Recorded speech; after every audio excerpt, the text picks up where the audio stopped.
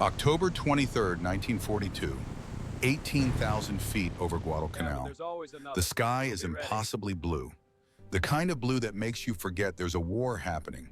Marine Captain Marion Carl doesn't have the luxury of forgetting. His F-4F Wildcat is dying around him. The Zero came out of nowhere. Silver flash against infinite blue. 20-millimeter cannon rounds punch through the engine, cowling like fists through paper. Black smoke pours into the cockpit now. The Pratt and Whitney engine that carried him this far is seizing. Metal grinding against metal. The smell of burning oil. Hydraulic fluid spraying across the windscreen. The controls are dead weight in Carl's hands. He's fought this fight before. Every American pilot over Guadalcanal has fought this fight. You see the Zero. You do. You run. You pray the heavy Wildcat's speed in a dive buys you enough distance to escape. But Carl's too low, too slow, too late.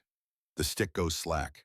The Wildcat noses over into a spin. Carl reaches for the canopy release. His gloved hand finds the lever. Pulls hard. The canopy tears away. Wind screams into the cockpit. He unstraps, kicks away from the dying aircraft, falls into nothing. His parachute snaps open. The Wildcat spirals down without him. Hits the Pacific 2,000 feet below. The splash is small, insignificant. The ocean swallows it whole. Carl drifts down in silence, broken only by the rustling of silk above him. Below, the water waits. He knows what's in that water. Everyone knows. The sharks come within minutes. They always do. This is Guadalcanal. They call it the graveyard. American pilots last here on average 2 weeks. But 3 weeks from now, everything changes. Not because of a new airplane, not because of reinforcements from Pearl Harbor, not because of orders from Washington. Because of one man, a 27-year-old farm boy from South Dakota who shouldn't even be here, who learned to fly by washing dishes for flight lessons, who was rejected by the Navy for being too old. His name is Joe Foss, and he's about to prove that the experts were dead wrong. Henderson Field sits carved into the jungle like a wound that won't heal.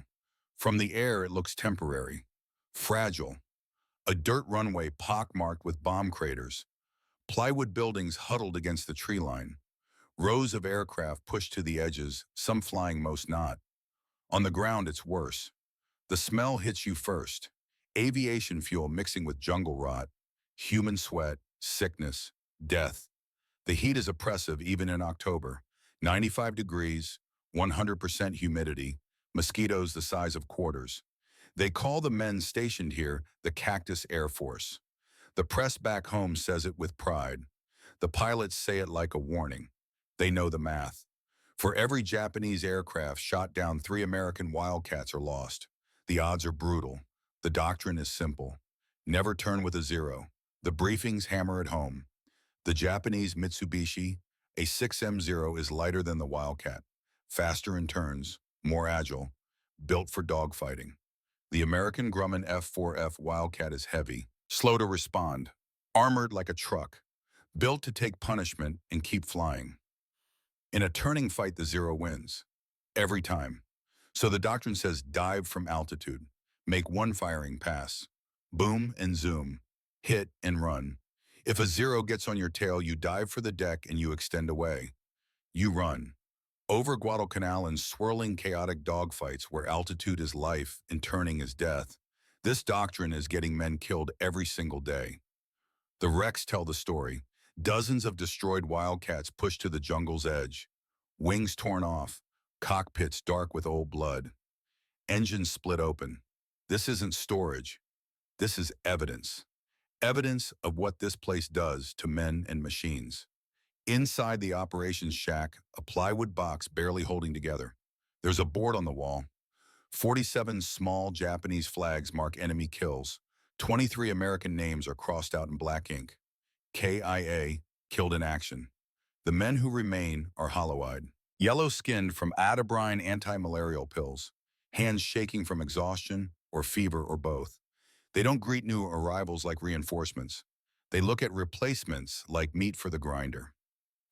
This is Henderson Field in October 1942, the deadliest piece of real estate in the Pacific, where the average life expectancy of a new pilot is measured in days, not weeks. where following the rules keeps you alive just long enough to watch your friends die. What the experts don't know is that a stubborn farmer from South Dakota is crossing the Pacific right now, and he's about to rewrite those rules with mathematics learned hunting jackrabbits during the Great Depression. Joe Foss was born April 17, 1915, on a farm 15 miles outside Sioux Falls, South Dakota. There was no electricity, no running water, no paved roads within 20 miles. Just wind that cut through your coat in winter and dirt that cracked under drought in summer. The kind of place where survival wasn't a goal, it was a daily calculation. When the Great Depression hit in 1929, South Dakota collapsed. Banks failed, farms foreclosed, crops withered in fields that turned to dust. Livestock died, money vanished. For the Foss family, already poor, it became something worse. It became a question of whether they'd eat. Joe's father gave him a job. Hunt.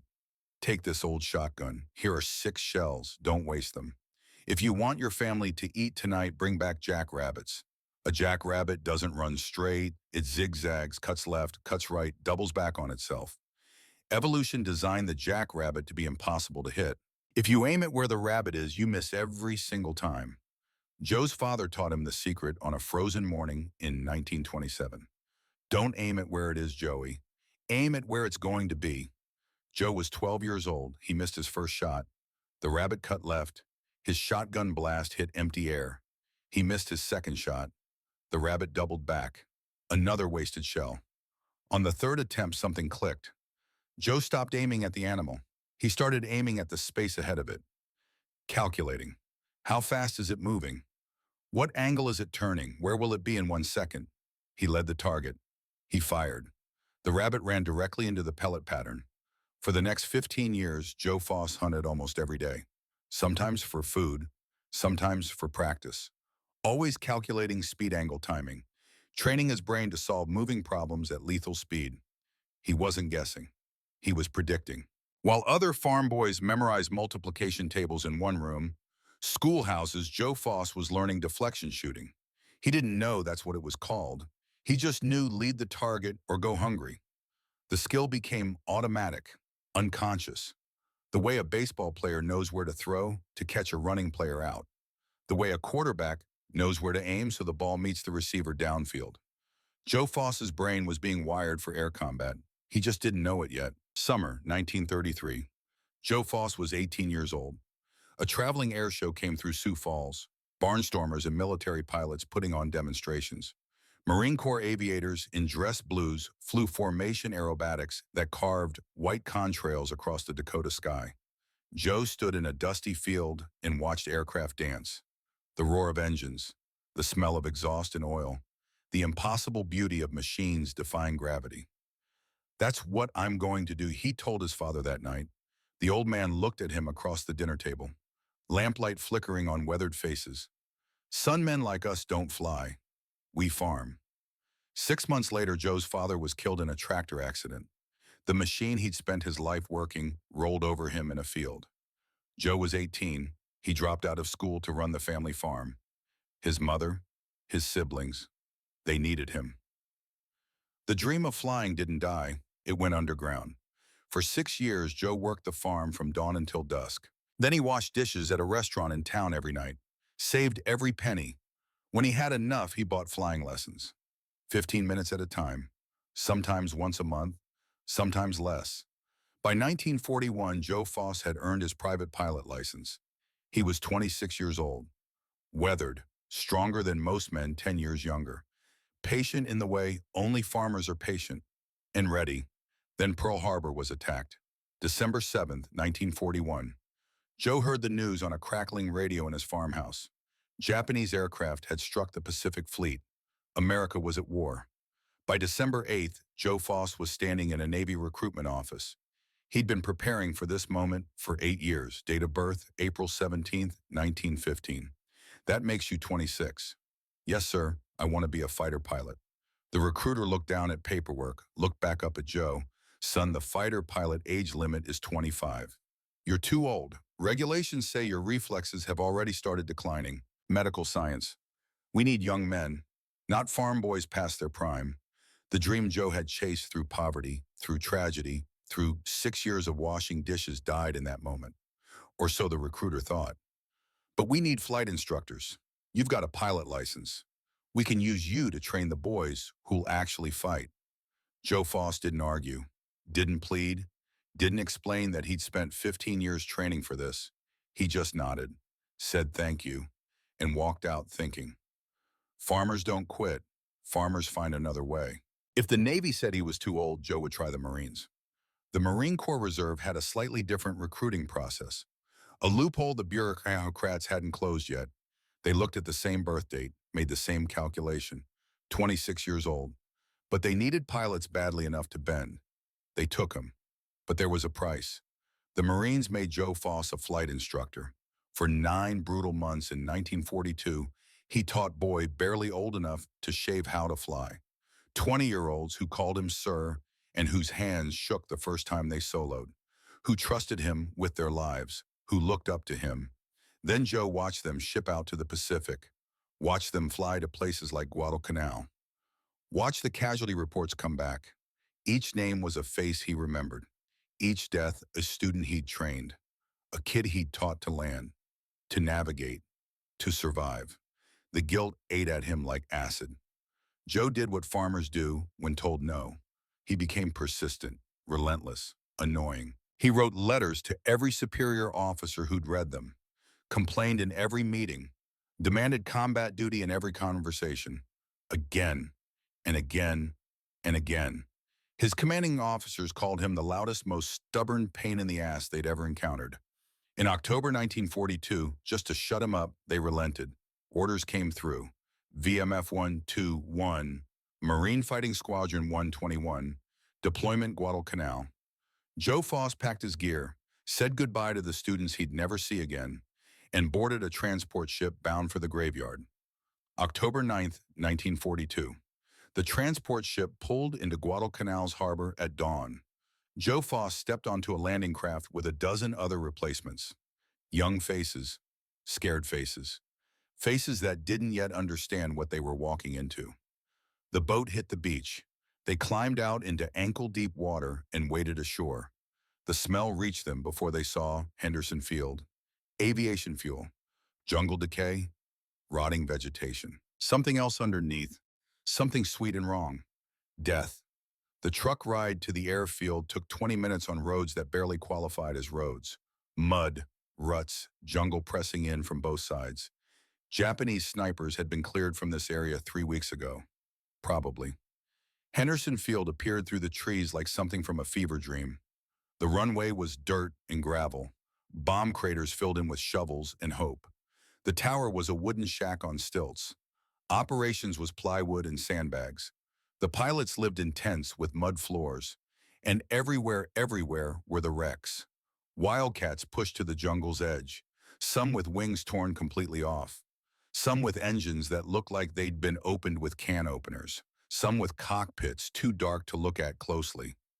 This wasn't a boneyard where old aircraft went to die. These were new losses, recent losses, evidence. A staff sergeant directed the replacements to operations. They filed into the cramped space. Maps on the walls, radio equipment, a desk, and behind the desk a man who looked like he'd aged 10 years in 10 weeks. Major Duke Davis, 35 years old, commander of VMF 121, weathered face, hollow eyes, the kind of exhaustion that sleep doesn't fix. He looked up as Joe entered. "You Foss, the instructor." "Yes, sir." Captain Foss reporting for duty. Duke Davis glanced at a manifest sheet. 27 years old, no combat experience. He looked back up at Joe. "They're really scraping the bottom of the barrel now." A pause, not hostile, just tired. "Welcome to Henderson Field, Captain, and try to last longer than the last replacement." He made it 4 days. 4 days.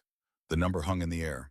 Joe thought about the students he'd trained, boys who'd lasted less than that, boys who never even got their first kill. Duke Davis stood. "Get settled. Briefing at 1800 hours. We fly tomorrow morning." He walked out, leaving Joe standing in a plywood shack on an island where the average life expectancy was measured in days. Joe's assigned aircraft was parked on the flight line, an F-4F Wildcat tail number obscured by dirt and oil stains. A sergeant was working on the engine cowling when Joe approached. The man looked up. Mid-30s, stocky, polished features, grease-stained hands. You the new pilot, Joe Foss. Sergeant Pete Kowalski. I keep these birds flying. This one's yours. Joe walked around the Wildcat slowly, ran his hand along the riveted aluminum skin. The aircraft was scarred, patched, battle-worn, but solid. How many pilots has she had? Kowalski was quiet for a moment. You're the fourth. Joe looked at him. What happened to the others? Two went down over the channel. One made it back, but Kowalski gestured vaguely at dark stains in the cockpit. Pieces didn't. Joe climbed up to peer into the cockpit. 650 caliber machine guns, 3 in each wing, simple controls, no frills. The Wildcat was built like a tractor. Heavy, reliable, tough. She's beat up captain, but she flies. I'll keep her flying. Joe nodded. Back home, his father had owned a truck that looked worse than this. Ugly, dented. But it started every morning and did the work. I'll call her Trigger, after my hunting dog. Kowalski almost smiled. Better name than the last guy used. He called her Lucky. How'd that work out for him? Kowalski's expression answered the question. Footsteps approached from behind. Joe turned. A young pilot stood there. Red hair, freckles, 21 at most, nervous energy radiating off him like heat. Captain Foss, I'm Second Lieutenant Frank Sullivan. Everyone calls me Rusty. I'm assigned as your wingman. Joe shook his hand. The grip was weak, clammy. You seen combat? Rusty twice, sir. Both times I froze up. Couldn't pull the trigger. The Zeros move so fast, and by the time I line up a shot, they're gone or behind me, and he trailed off, embarrassed.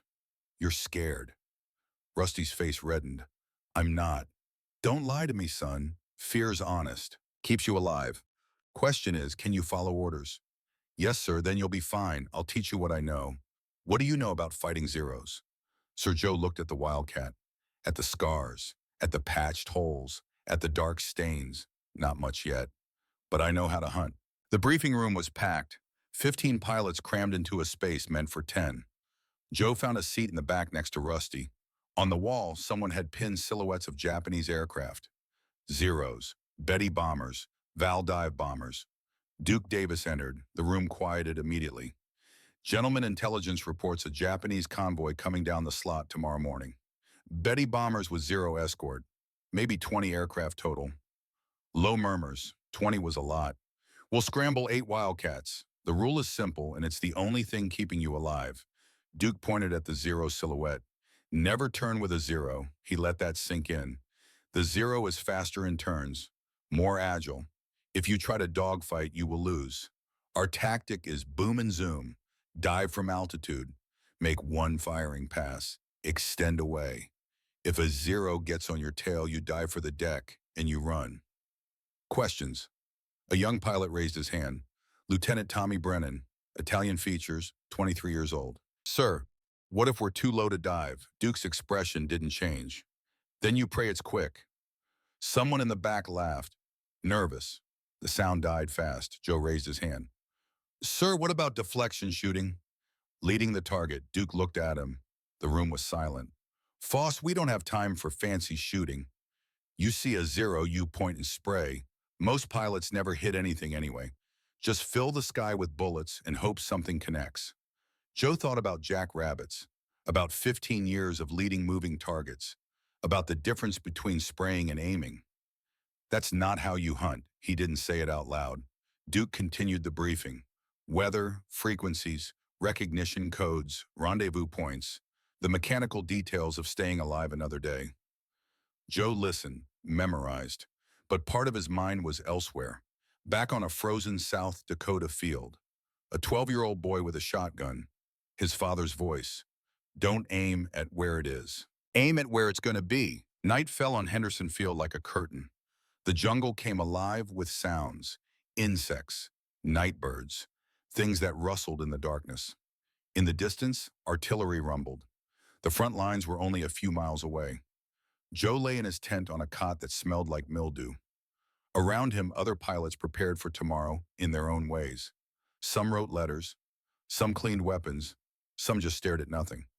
Kowalski appeared at the tent flap. Captain got something for you. He held out a small metal object, a St. Christopher medal on a chain. For luck. Last three pilots didn't have one. Joe took it. The metal was worn smooth. I don't believe in luck, Sergeant. You will after tomorrow. Kowalski disappeared into the darkness. Rusty sat on the next cot over the hands shaking as he tried to write a letter home. The paper rattled. Captain, can I ask you something? Shoot. How do you stop being scared? Joe was quiet for a moment. Honest, you don't. You just decide what scares you more. The enemy or letting down the men who depend on you. Rusty nodded, went back to his letter. 300 miles north at the Japanese air base in Rabaul, another pilot prepared for the same mission. Lieutenant Takeshi Yamada, 24 years old, 14 confirmed kills. Veteran of Pearl Harbor, the Philippines, the Dutch East Indies. To Yamada, tomorrow was routine. Americans ran, zeros hunted. The math was simple. The zero was superior. Everyone knew this. The Americans knew this. They dove away. They fled. They never stood and fought. Tomorrow would be the same. Yamada had no idea that tomorrow he would encounter something he'd never seen before. An American who didn't run. October 13th, 1942, 0530 hours. Joe Foss woke in darkness to the sound of engines coughing to life. The mission was on. He dressed, checked his gear, strapped on his shoulder holster. The St. Christopher medal went into his breast pocket. Outside the flight line was controlled chaos. Ground crews swarming over aircraft. Pilots doing pre-flight checks by flashlight. Radios crackling. Joe found his Wildcat. Kowalski was already there. She's ready, Captain. Radio works, guns are loaded. She'll get you up and, God willing, back down. Joe climbed into the cockpit. The metal was cold. The instruments glowed faintly. 650 caliber machine guns waited in the wings. 200 rounds per gun. 1,200 chances to hit something. Or 1,200 ways to miss. Rusty's Wildcat was parked next to his. The young pilot's face was pale in the pre-dawn darkness. The radio crackled to life. Cactus flight, this is lead. Start engines. 8 Pratt & Whitney radios coughed, sputtered, caught. The sound built. Propellers spun. Dust swirled in the prop wash. Cactus flight, form up and taxi. The Wildcats rolled toward the runway one by one. Heavy, ungainly on the ground. Joe's aircraft shuddered over ruts and rocks. At the runway threshold, Duke Davis's voice came through clearly. Gentlemen, intelligence reports 20-plus bandits inbound. Bombers and fighters. This is what we do. This is what we train for. Do your job and come home alive. A pause. Cactus lead is rolling. Duke's Wildcat accelerated down the dirt strip. Tail came up. Wings bit air. Lifted off. One by one, the others followed. Joe pushed the throttle forward. The Wildcat gathered speed. The tail lifted. The runway blurred beneath him. At 70 knots, he pulled back gently on the stick. The wheels left the ground. He climbed into a sky turning pink with dawn. Below Guadalcanal, the jungle, the beach, the ocean, above endless blue. Somewhere in that blue death was waiting. Joe thought about his father, about jackrabbits zigzagging through frozen fields, about the rule they'd just been taught, never turn with a zero. He thought about that rule, thought about the men who'd written it, thought about the students he'd trained who'd followed it and died anyway. They'd never hunted. The radio crackled. Bandits 11 o'clock, high. Here they come. Joe Foss looked up and saw them. Silver flashes against infinite blue. Japanese aircraft diving out of the sun. The sky was about to teach him whether farm boy mathematics could survive combat. In 60 seconds, he would break every rule they taught him and prove the experts wrong. They came out of the sun, 20 Japanese aircraft, maybe more. Silver flashes against blue sky falling like knives. The radio exploded with voices. Wildcats breaking formation. Zeros attacking. Pure chaos compressed into radio static and overlapping shouts. Joe's hands tightened on the stick. His first combat. His first real look at the enemy. The Zeros were beautiful in a terrible way. Sleek, fast, purpose-built for killing. One dove passed him so close he could see the red meatball on its fuselage. The rising sun painted on metal. The pilot's head turning to track another target. Duke Davis's voice cut through the chaos. All aircraft break right, zeros diving. Do not engage, the formation scattered. 8 Wildcats breaking in different directions. The doctrine playing out exactly as briefed. Dive away, extend, run.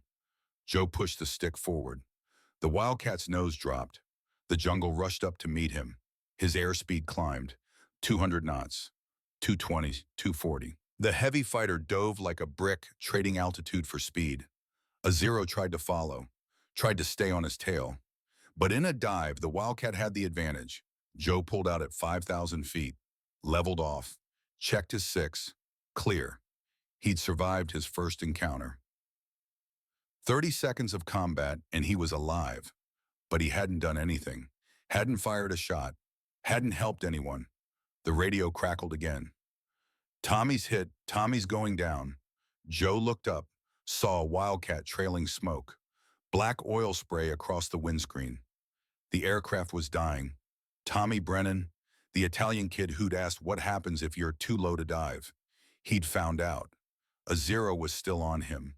Patient, professional, waiting for the kill. Tommy's Wildcat rolled inverted, started to spin. The zero pulled off. Job done. No parachute emerged. Joe watched the Wildcat hit the jungle. The explosion was small, a brief orange flash swallowed by green. Tommy Brennan had been in combat for 30 seconds. Now he was gone.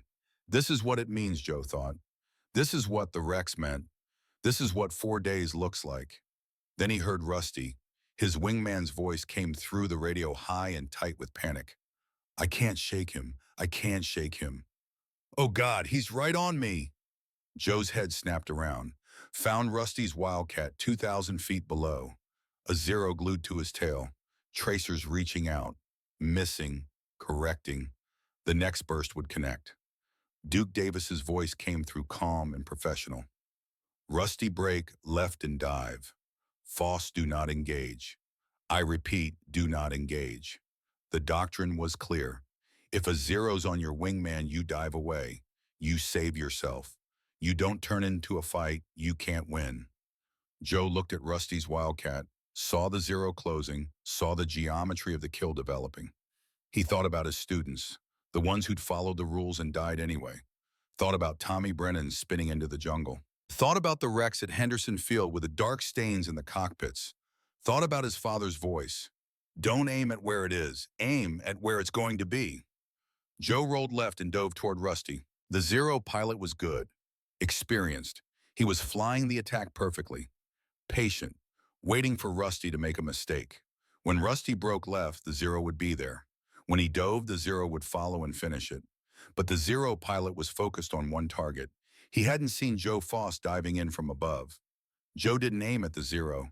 The aircraft was turning, banking, accelerating, constantly changing position. If Joe aimed at where the zero was, his bullets would hit empty air by the time they arrived. Instead, Joe calculated, the same way he'd calculated for 15 years in South Dakota. Speed, angle, time. Where will the target be in 2 seconds? The zero was turning left at maybe 280 knots. Turn radius at that speed and bank angle would be about 1,000 feet. The aircraft would complete the turn in roughly 4 seconds. Joe aimed 200 feet ahead of the zero, at nothing, at empty sky. His finger found the trigger. 650 caliber machine guns opened fire. The Wildcats shuddered. The gun harmonization point was 300 yards. At that distance, these 6 streams of bullets converged into a cone of destruction 2 feet wide. Joe held the trigger down for exactly 2 seconds. 120 rounds poured into empty space. The zero turned directly into them. The effect was instant and catastrophic. 50 caliber rounds designed to penetrate armor hit the lightly built zero at the wing root. The structure failed. The wing folded, tore away from the fuselage. The zero disintegrated. Pieces tumbled through the sky. The pilot never had a chance to bail out. The wreckage fell into the ocean, trailing smoke and fuel vapor. Joe's radio was silent for 3 seconds. Then Rusty's voice shaking with relief and disbelief. You got him. Captain, you turned with a zero. More voices piled on. Excited, confused. Other pilots had seen it. A Wildcat had turned with a zero and won. Duke Davis's voice cut through. Foss, What the hell was that? Joe pulled up, climbed back to altitude. His hands were steady on the stick. His breathing was normal. The deflection shot had felt natural, automatic, exactly like shooting a running jackrabbit. I didn't turn with him, Duke. I let him turn. I just knew where he'd be. The Japanese bombers were withdrawing. The Zeros were forming up to escort them home. The fight was over. 8 Wildcats had engaged 20-plus Japanese aircraft. 1 American lost. 2 Japanese confirmed destroyed. Duke's voice came through again. All aircraft returned to base. Land in sequence. The flight home took 15 minutes. Joe flew in silence, processing what had just happened. He'd broken the sacred rule, turned with a 0, and survived. More than survived. He'd won. The question was whether it was skill or luck. Henderson Field appeared through the haze. The dirt runway. The wrecks. Home. Joe landed third in sequence. The Wildcat's wheels hit hard. He rolled out and taxied to his parking spot. Cut the engine. The propeller spun down. Silence rushed in. Kowalski was already climbing up to the cockpit. "You okay?" Captain Joe nodded. Unstrapped. Climbed down. His legs were shaky, adrenaline wearing off. Other pilots were gathering. Rusty practically ran over. "Sir, you saved my life." That shot, I've never seen anything like it. Duke Davis approached. His expression was unreadable. "Foss, my office. Now." The operations shack was cramped and hot. Duke closed the door, turned to face Joe. For a long moment, he said nothing. "You broke the rule. You turned with a 0. Joe stood at attention. "I predicted where he'd turn, sir. That's not how we do things here, Captain. You follow doctrine or you die. End of discussion. With respect, sir, following doctrine is also getting men killed." That 0 wasn't expecting deflection shooting. He committed to his turn. "I put bullets where I knew he'd fly." Duke's eyes narrowed. "You got lucky." "It wasn't luck, sir. It was math." "Math?" "Yes, sir. Jackrabbit math." Duke stared at him. Joe could see the exhaustion in the man's face. The weight of command. The burden of sending boys out to die every single day. "Explain." "I grew up hunting to eat, sir. If I missed, my family went hungry. A jackrabbit zigzags. Cuts left, right, doubles back. You aim where it is, you miss. You aim where it's going to be, you hit it. And you think that works at 300 miles per hour. Same principle, sir. Speed scales. Instinct stays the same." Duke was quiet, thinking. Finally, he spoke. "How many did you miss in 15 years of hunting?" Joe considered lying. "Decided against it. Maybe a dozen, sir." Duke's expression shifted.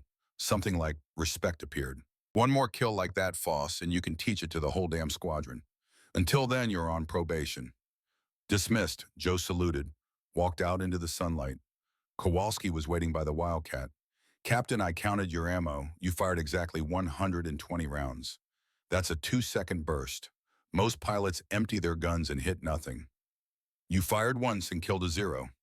Joe looked at the aircraft, at the guns in the wings, at the wear and tear of combat.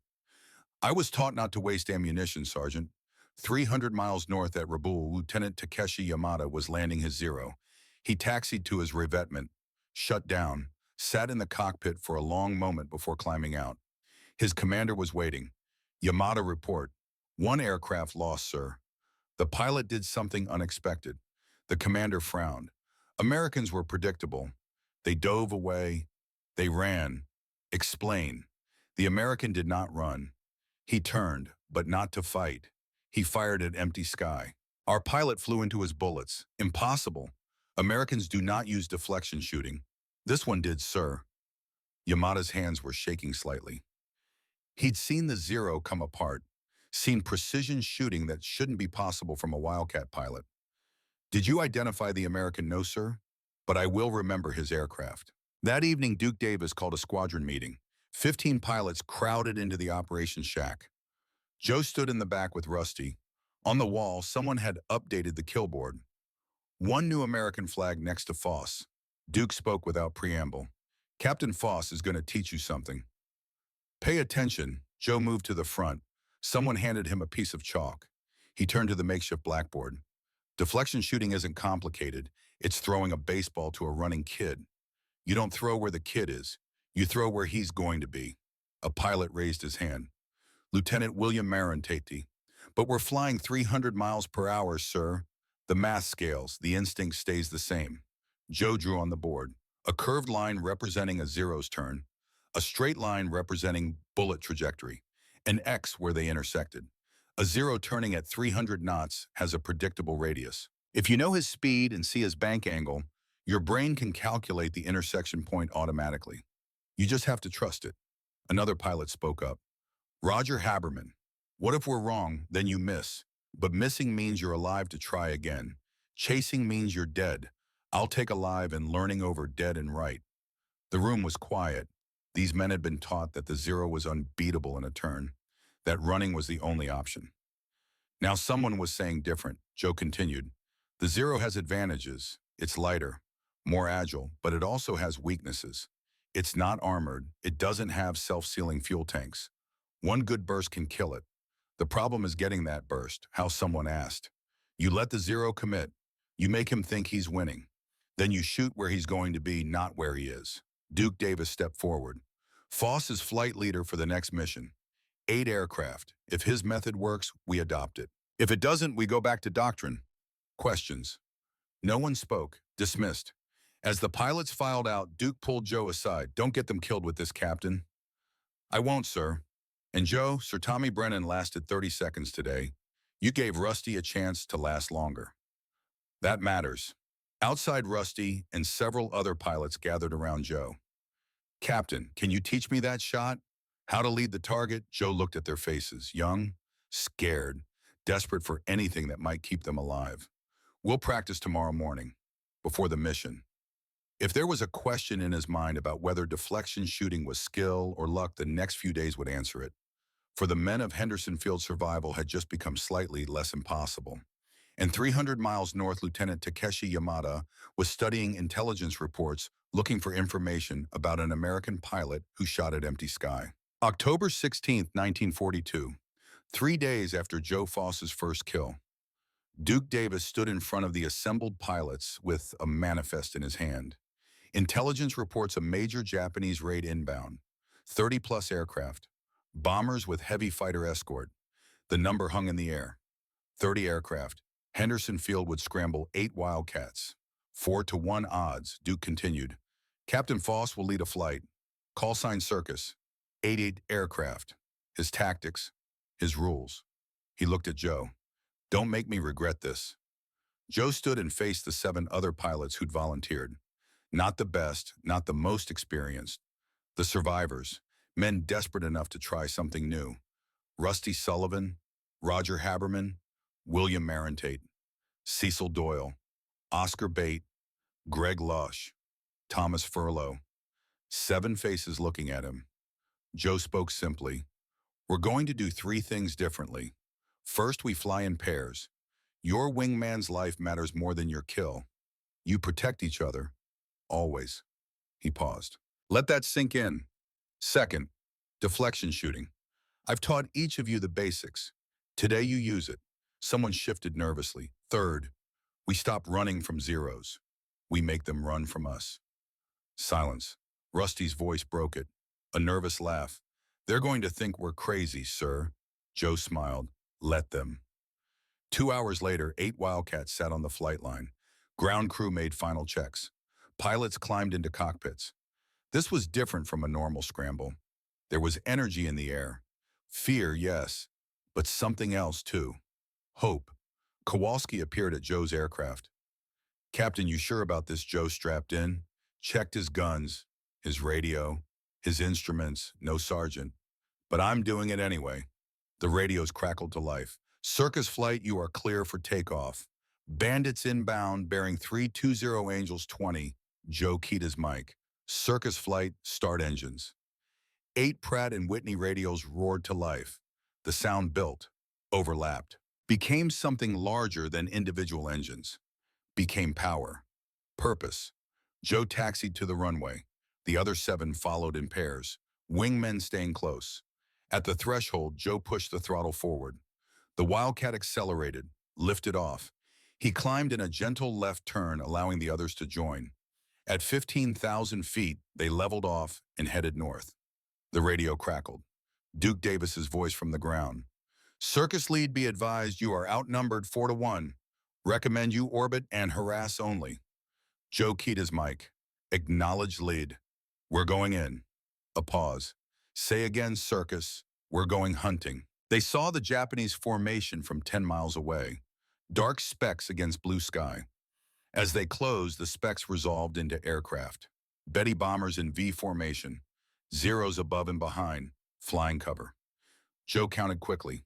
8 bombers. At least 20 zeros. His flight of 8 Wildcats against 28 Japanese aircraft. The old doctrine said, avoid contact. Harass the bombers. Don't engage the fighters. Joe had a different plan. Circus flight, we target the zeros. Pairs stay together. Use deflection. Make them commit, then shoot where they're going. Roger that, boss. The formations closed at a combined speed of 500 knots. Time compressed. The Japanese saw them. The zero formation shifted. Prepare to die. Joe waited. Patience learned from hunting.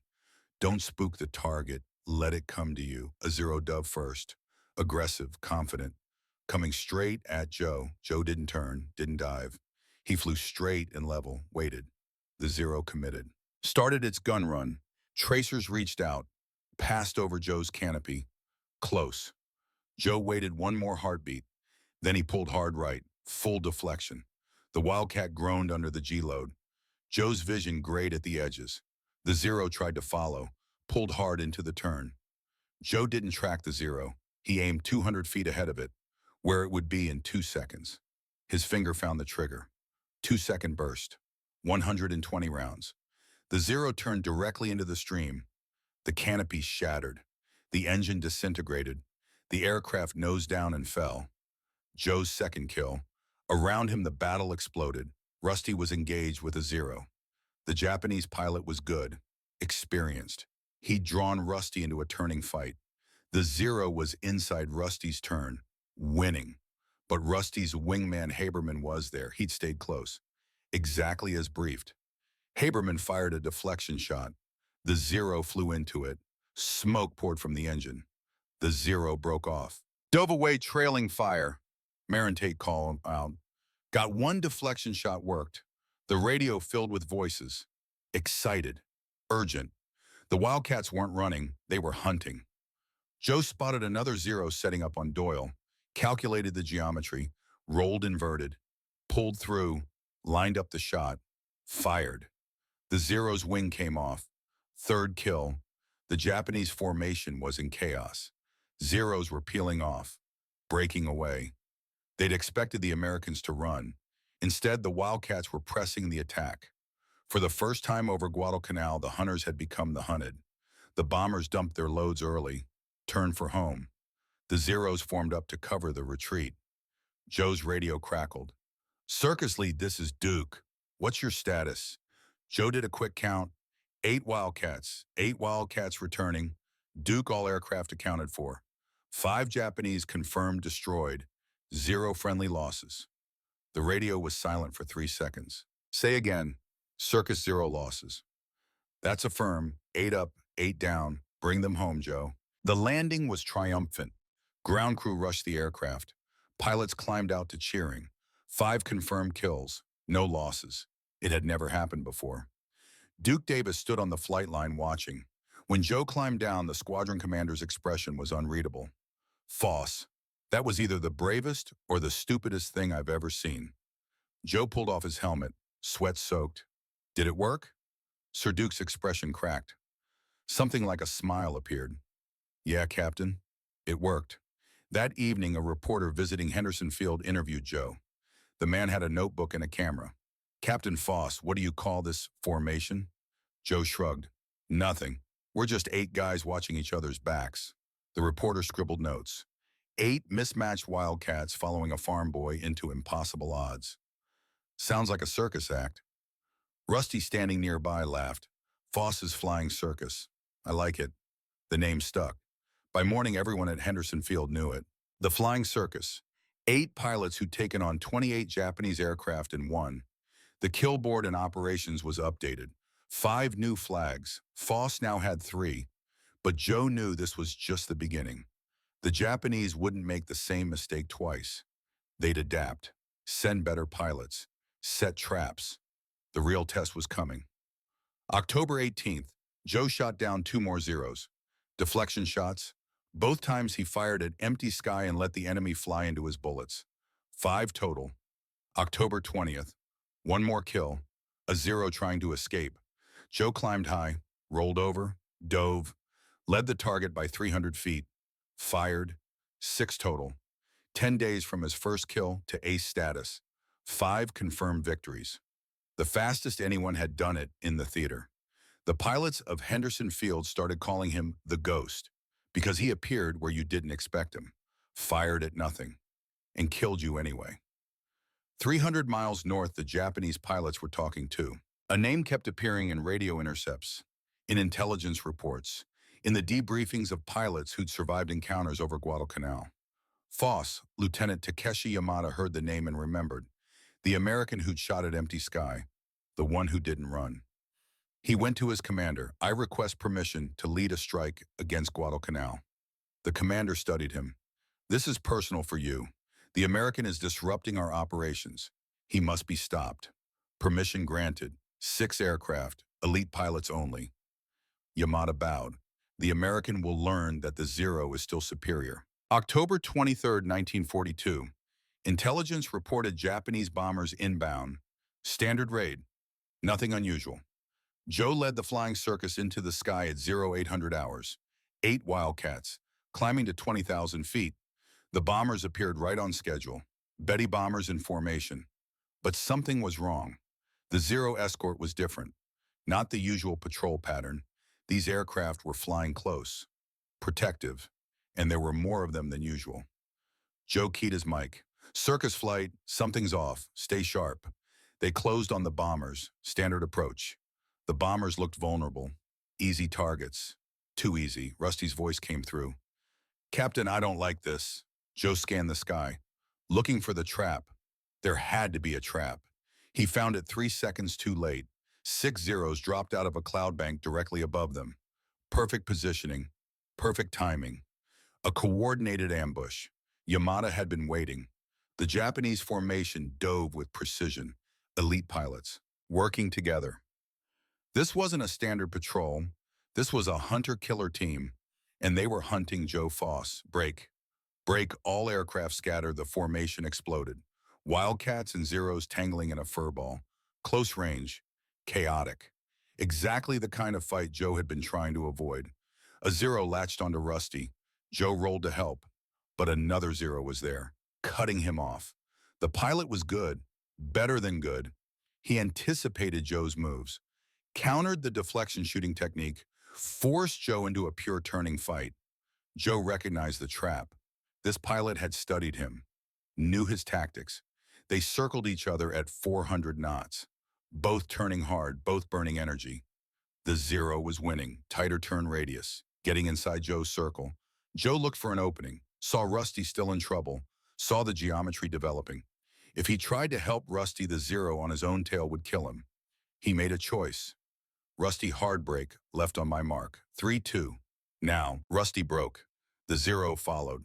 Joe snap rolled right, cleared his own tail for 1 second, lined up on the Zero chasing Rusty, fired a deflection shot, hit.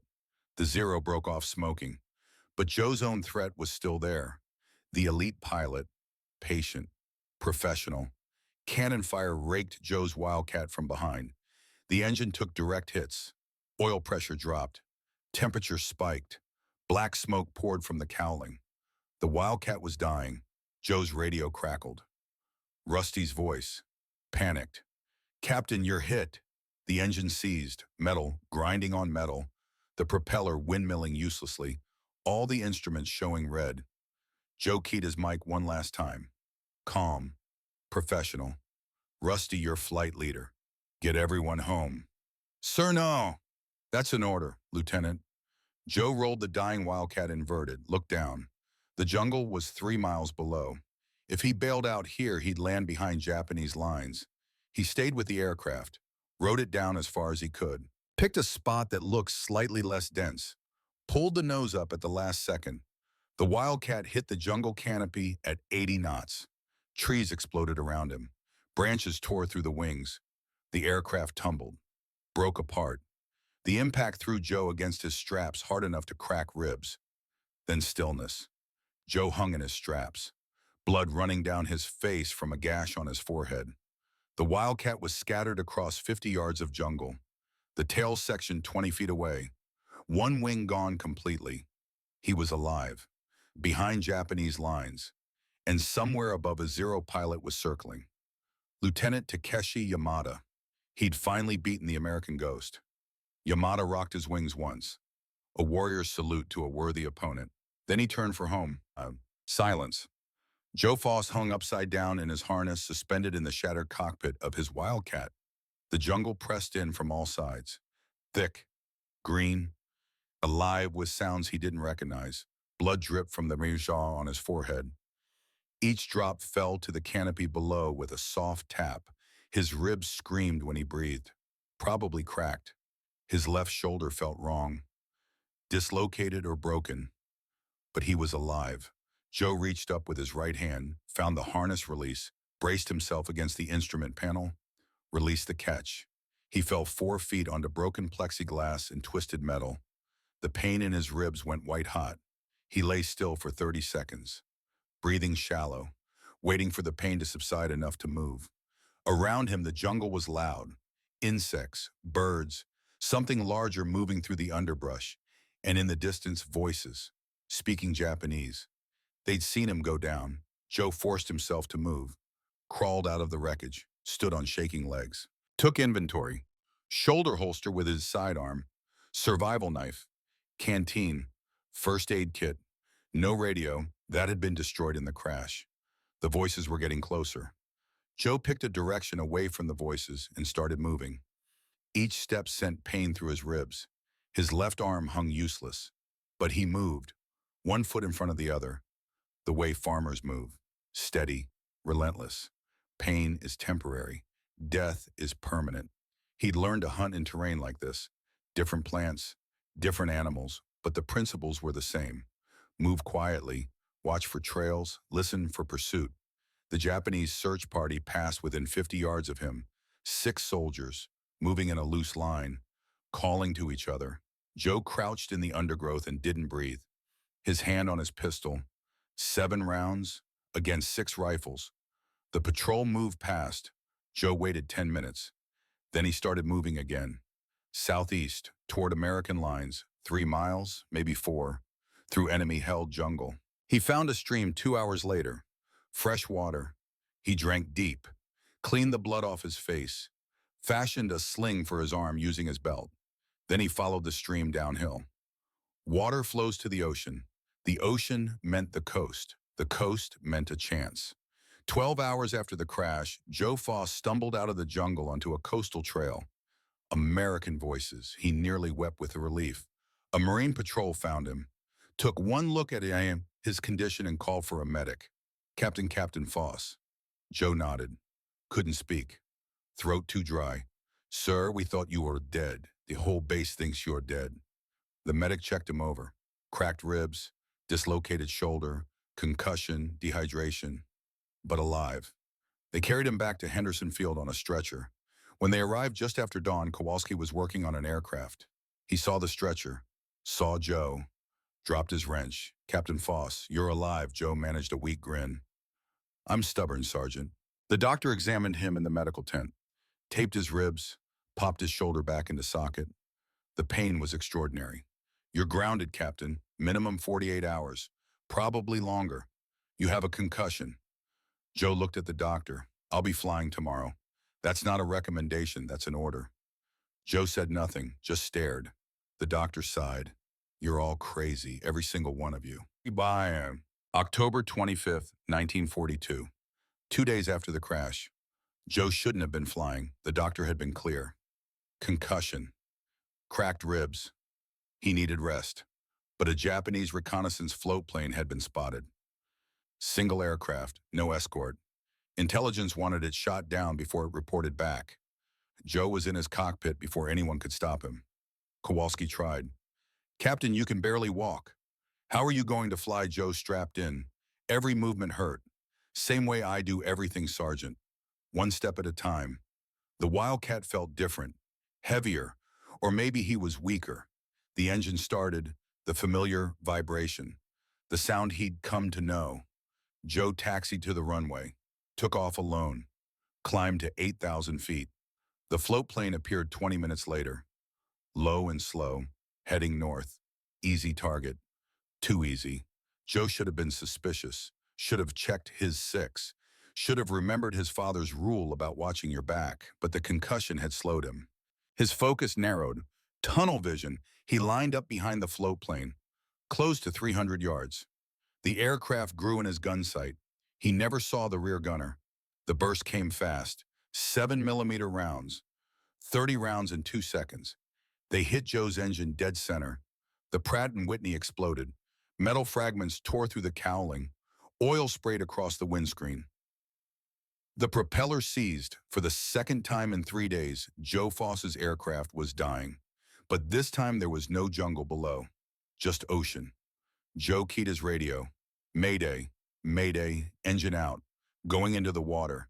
His location was 10 miles offshore. Deep water, shark water. Joe leveled the Wildcat, slowed as much as he dared. 40 knots with no power. The ocean rushed up. He hit hard. The impact was like hitting concrete. The Wildcat's belly struck flat. The deceleration threw Joe against his straps. His already cracked ribs broke completely. The pain was blinding. Water poured into the cockpit. The canopy was jammed. Joe shoved at it with both hands. Shoulder screaming, ribs grinding. The water was up to his chest, his neck, his chin. He got 1 foot braced against the instrument panel, pushed with everything he had. The canopy tore free. Joe pulled himself out as the Wildcat sank.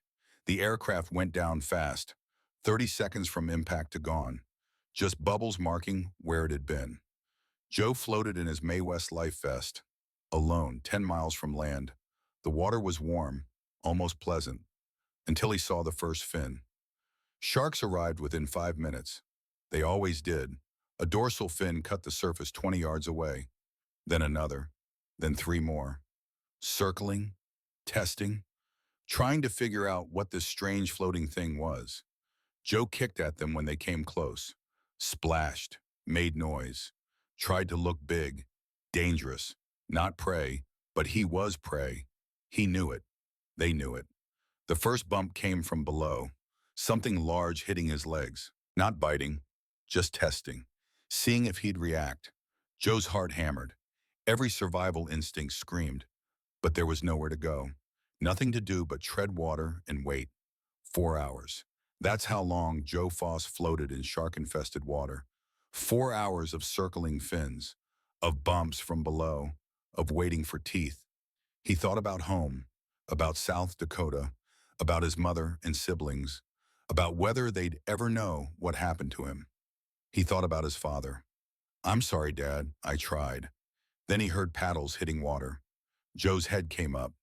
Through salt-stung eyes, he saw a canoe.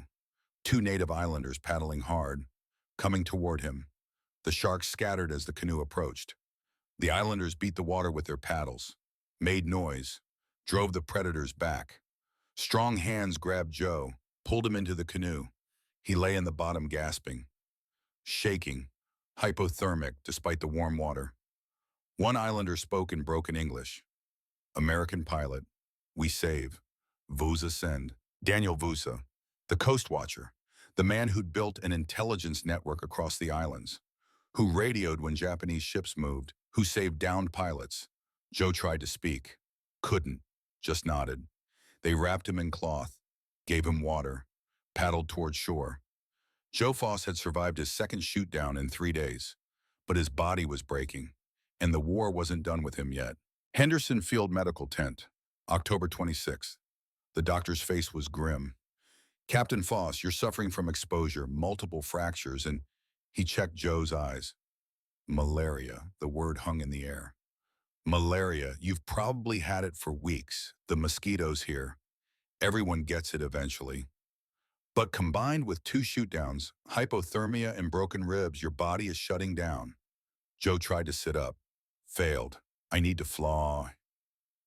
My squadron, if you fly in this condition, you'll black out at altitude and die.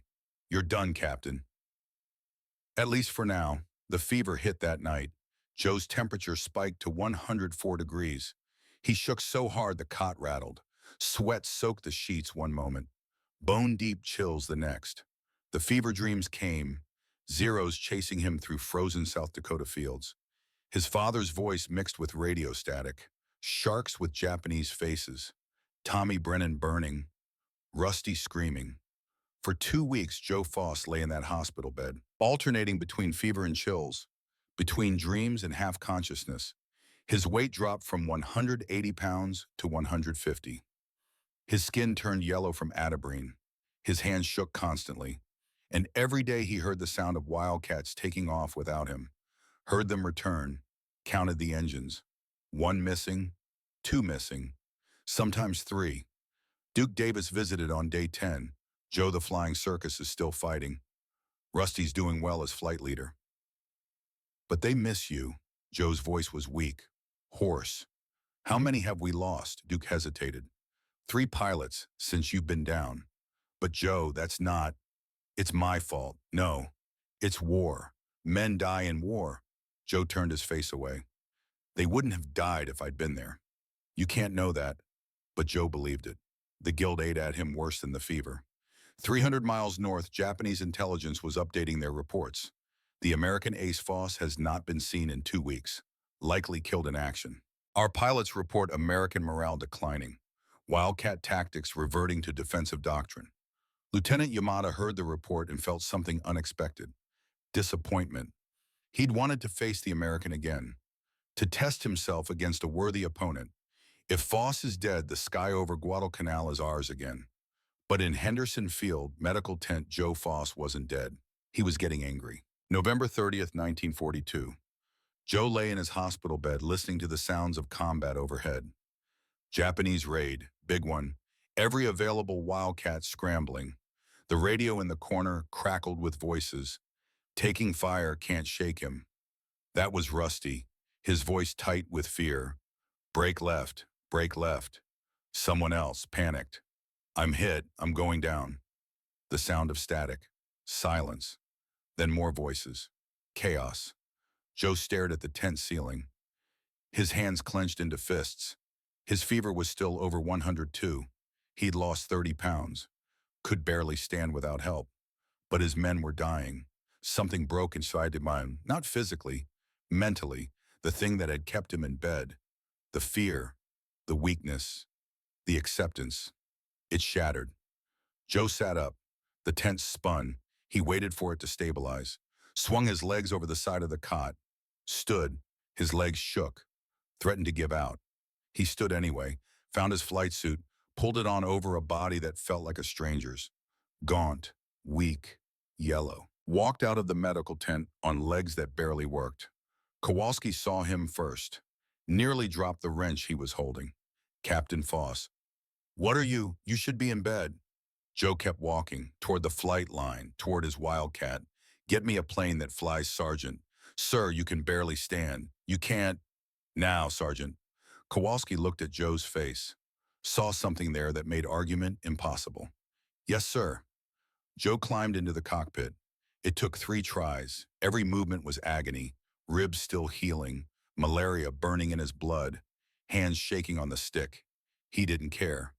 The engine started. The familiar roar. The vibration. Home. Joe taxied to the runway. No clearance, no coordination. Just pure stubborn will. He pushed the throttle forward. The Wildcat accelerated. Lifted off. Climbing through 3,000 feet, Joe's vision blurred. Fever spike. He blinked hard. Cleared it. Kept climbing. And at 10,000 feet, he found the fight. 8 Wildcats tangling with maybe 15 Zeros. His flying circus. Fighting for their lives. Joe keyed his mic. His voice was rough. Weak. But steady. Circus flight. This is lead. I'm back. The radio exploded with voices. Boss, you're alive, Captain. We thought you were dead. Joe spotted a zero lining up behind Rusty, calculated the geometry, even with fever, even with shaking hands. The math was automatic. He rolled in, aimed 200 feet ahead of the zero, led the target the way he'd led jackrabbits for 15 years. Fired. The zero flew into the bullet stream, disintegrated. Kill number 6. Joe's vision grayed. Fever surge. He shook his head. Forced focus. Another zero, setting up on Marin Tate. Joe was already there. Already calculating, already firing. Hit. Kill number 7. The Japanese formation broke. Scattered, headed north. Joe's hands were shaking so hard he could barely hold the stick. But his voice was calm when he keyed the radio. All aircraft returned to base. The flight landed in sequence. Joe came in last.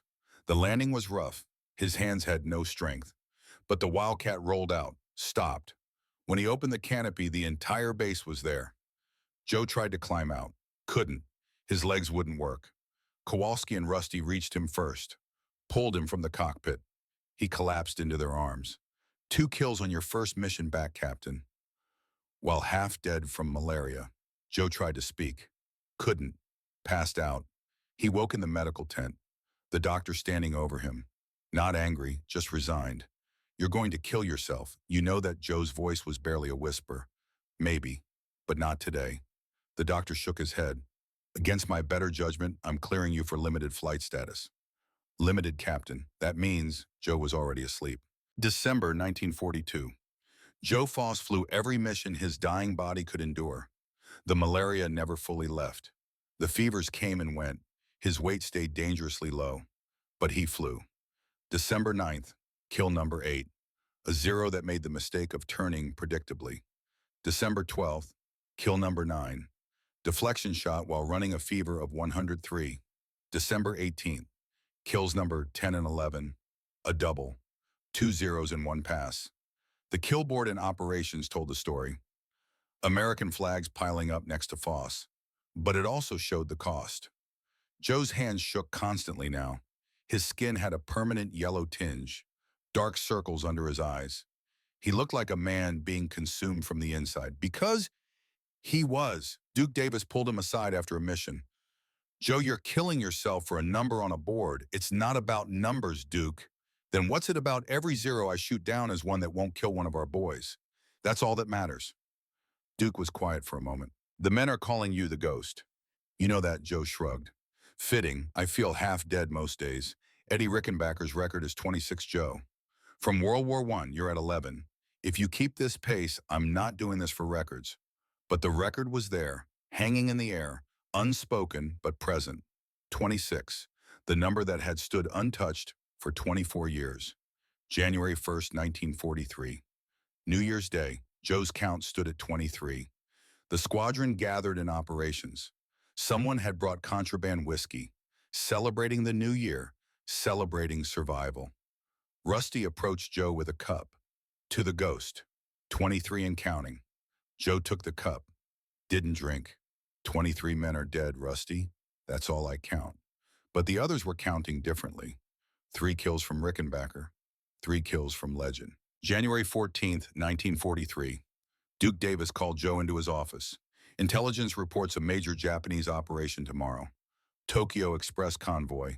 Heavy fighter escort. Largest force we've seen in months. How many? 40-plus aircraft. Maybe more. Duke paused. Joe, you don't have to fly this one. You're at 23 kills. You've done more than enough. How many pilots do we have? Mission ready, 14. Then I'm flying. The doctor tried to ground him that night. Joe's fever was 103. He was dehydrated, malnourished, shaking. Captain, if you fly tomorrow, you could black out at altitude. You'll die. I'll take that risk. I'm not asking, Captain. I'm grounding you. Final decision. Joe looked at the doctor, said nothing, just walked out.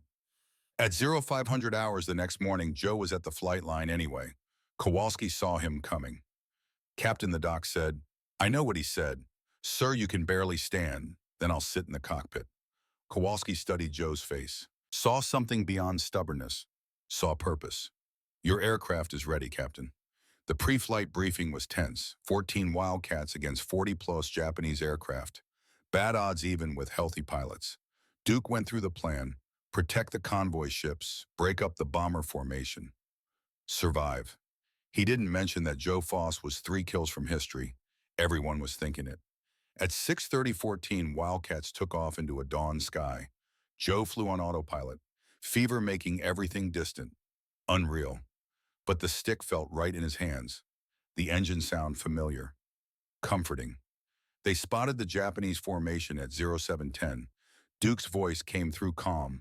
Count 42 aircraft, bombers and fighters. This is it, gentlemen. The formation's closed. Joe scanned the sky, looking for opportunities, looking for geometry. He saw a 0 setting up behind Haberman, calculated the shot. Despite the fever, despite the shaking hands, rolled in, aimed ahead of the target, fired, hit. Kill number 24. The radio crackled. That's 24. Boss Joe's vision blurred. Fever spike. He blinked hard, forced focus. Another 0, diving on a crippled Wildcat. Joe was there, always there. The math automatic after so many repetitions. Fired. The 0's engine exploded. Kill number 25. Silence on the radio for 3 heartbeats. Then Rusty's voice, shaking with emotion. 25, Captain. You tied it. You tied Rickenbacker. The entire battle seemed to pause. American and Japanese pilots alike realizing what had just happened. History being made at 20,000 feet over the Pacific. The battle continued. Joe's hands were shaking so hard he could barely hold the stick. Sweat poured down his face. Vision tunneling. Fever burning. But his mind was clear. The hunter's mind. Calm. Calculating. He spotted a Japanese float plane climbing desperately, trying to escape. Running for home. It would be an easy shot. Kill number 26. But Joe's instincts screamed, too easy. He looked up. Saw a 0 diving from 12 o'clock high. Fast, committed. Yamada. Joe recognized the aircraft, the flying style, the elite pilot who'd shot him down in October. This was a trap. Take the easy kill and die, or ignore the record and defend. Joe made his choice in half a second. Both. He lined up the float plane, fired a long burst ahead of it. Deflection shot. Let the target fly into the bullets. The float plane's cockpit shattered. The aircraft folded, fell. Kill number 26. Eddie Rickenbacker's record, broken. Immediately, Joe rolled hard right. Yamada's cannon and fire passed through the space he'd just occupied, missing by inches. Joe reversed, pulled the Wildcat through a turn that shouldn't have been possible. G-forces crushing him. Vision going black at the edges. He came out behind Yamada. The Japanese pilot tried every trick. Rolls, jinks, dives, everything that had worked before.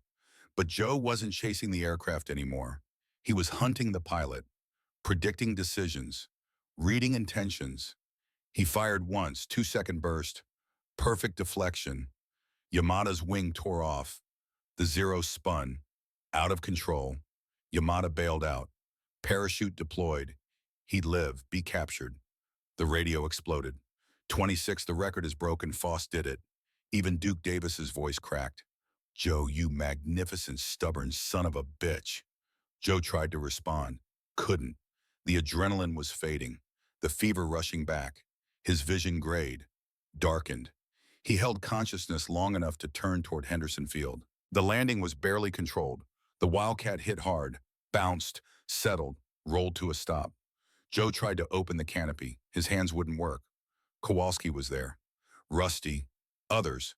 They pulled him out. The entire base erupted. Cheering, shouting, men running. Joe collapsed into their arms. Did everyone make it back? Duke was there, smiling. Everyone's accounted for Joe. The record is yours. 26. 26. Joe passed out smiling. Joe woke in the medical tent 3 hours later. The doctor was there. Not angry, just sad. Captain, your body is shutting down. Fever's 106. Multiple organ stress. If we don't evacuate you now, you'll die here. Joe tried to argue, couldn't form words. Duke appeared at the bedside. Joe, you're going home. That's an order. The squadron will be fine. You've done enough, more than enough. 10 days later, January 25th, 1943, Joe Foss was carried on a stretcher to a transport plane. The flying circus lined up in salute. Rusty fought tears. Kowalski handed Joe a piece of metal, the 26 painted on his Wildcat's nose. "You changed everything, Captain." Joe's voice was barely a whisper, just aimed where they were going. The plane took off. Joe looked back at Henderson Field one last time. The runway, the wrecks, the graveyard he'd helped transform. At the POW camp, a request came through. Lieutenant Yamada wishes to speak with Captain Foss before the American leaves. Duke hesitated, then nodded. They brought Yamada in. He bowed to Joe. "How did you know?" "Where I would be," Joe managed a weak smile. "I hunted jackrabbits as a boy. Same principle." Yamada looked confused. Duke translated. Understanding dawned. "Ah, you were never pilot. You are hunter. And you're a warrior. In another life, we might have been friends." Yamada bowed again. "You fought with honor." "So did you." Two hunters, two warriors, opposite sides. For one moment, the war fell away.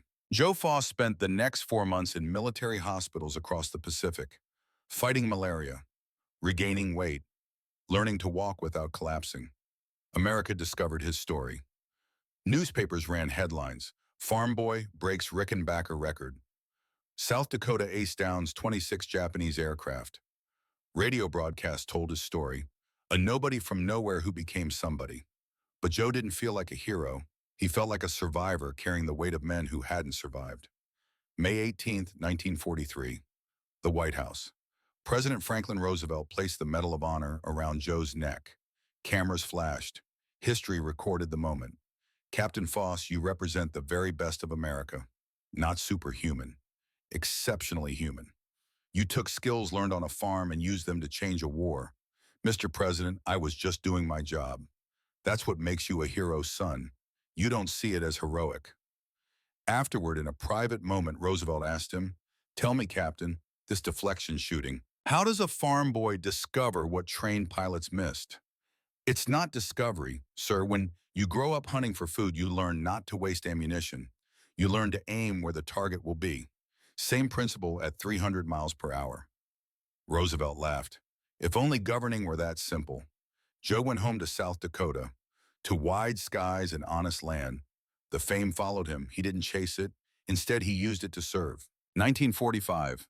The war ended. Joe didn't stay in uniform chasing glory. 1946. Elected to South Dakota legislature. Approach governing like hunting. Identify the problem.